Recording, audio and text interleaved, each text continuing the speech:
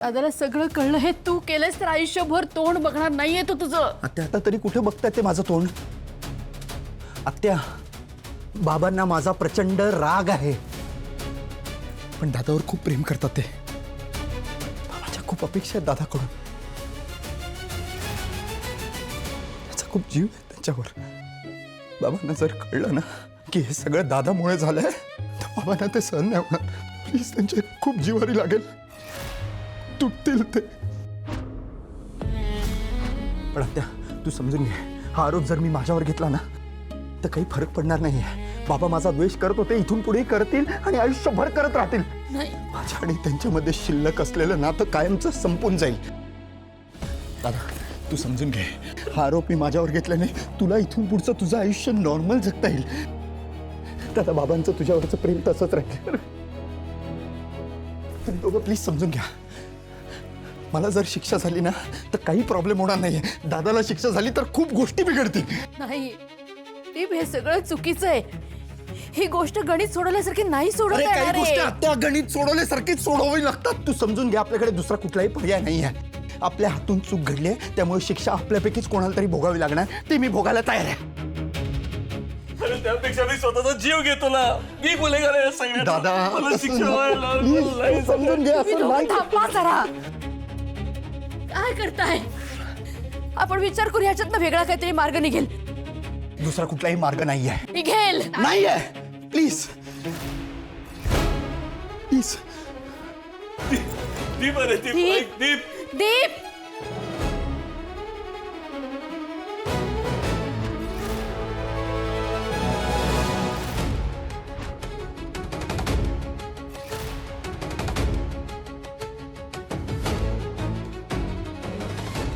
दीप, दीप ऐक ना, ऐक ना, नको असं करू.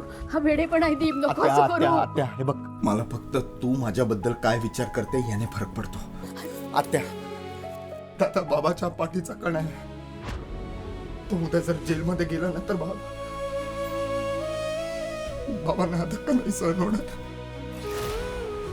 आपल्या घरावर खूप मोठं संकट येईल. प्लीज, जे मला नाही चालणार. नाही ना, पण दीप ऐक. तुला माझी शपथ आहे, माझी शपथ आहे.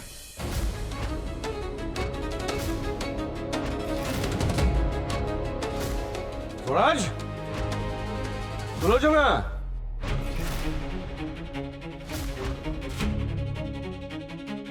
चल चल चल.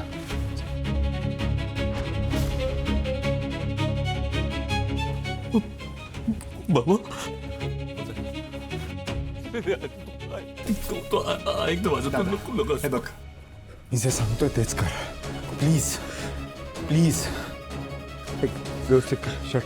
आता तू तरी सांगणार, तुम्हाला ऐकत नाही मी माझं. जे सांगितलंय तेवढं लक्षात ठेव फक्त. ओके? नको असं. दीप,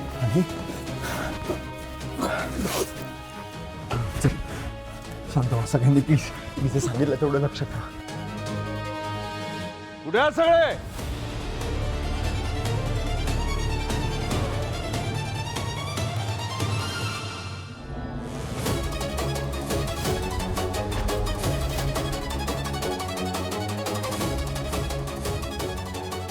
मी विचारायचंय की स्वतःच्या तोंडाने काय घडलंय ते सांगणार आहात. कोण चालवत होतं गाडी?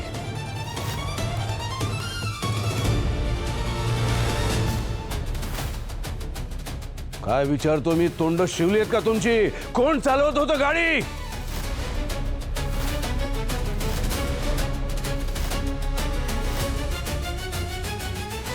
मी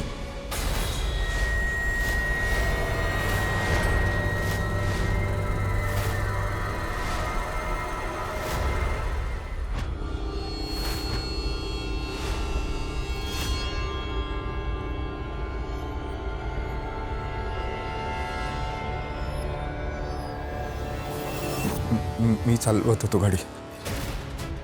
थोडी दारू प्यायलो होतो. चूक झाली माझ्या हातून बाबा.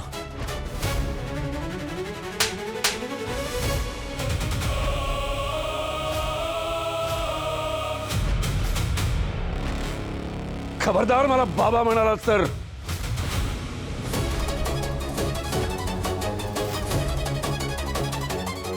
दारू पिऊन पिऊन या घराची इज्जत घालवलीस ते पुरेसं नव्हतं म्हणून गाडीखाली माणसं चिरडून मारण्यापर्यंत मजल गेली तुझी. अर्थात तुझ्याकडनं काय वेगळी अपेक्षा करणार म्हणा.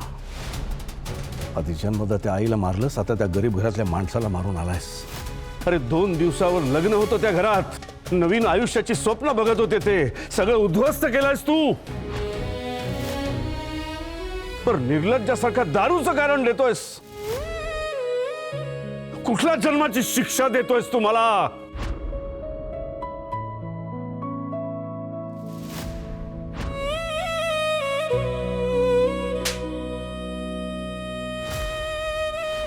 दादा हा सुधारेल सुधारेल म्हणून नेहमी याला पाठीशी घालत आलात ना. बघा, खून करून आलाय तो.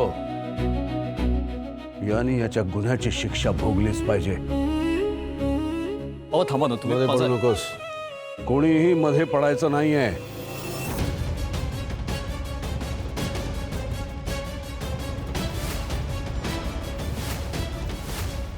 बाबा बाबा अहो ऐक बाबा.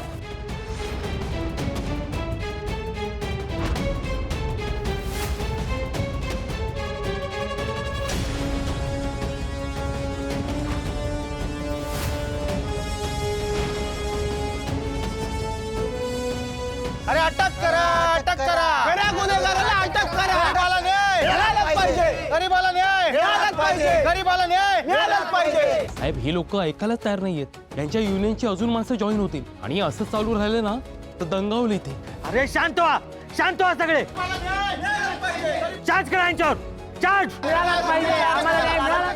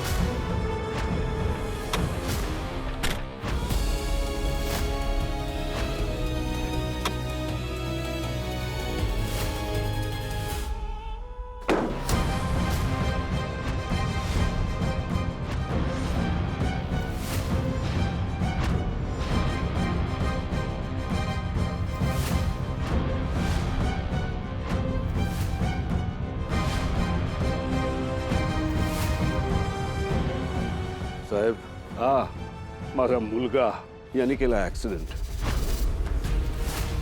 मी स्वतः तक्रार देतोय. ताब्यात घ्या आणि पुढची प्रोसिजर सुरू करा. त्याच्यामुळे एका माणसाचा जीव गेलाय. खूप गंभीर गुन्हा आहे हा.